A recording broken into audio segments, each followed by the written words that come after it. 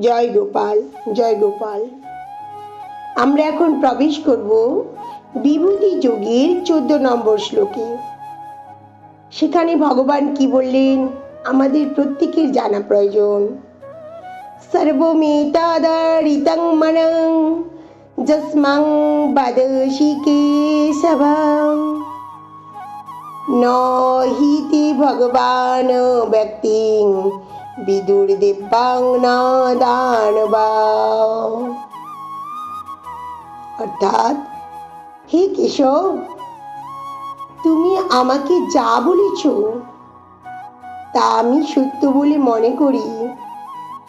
হে ভগবান, দেবতা অথবা দানবেরা কেউ তোমার তত্ত্ব যথাযথভাবে অবগত নন।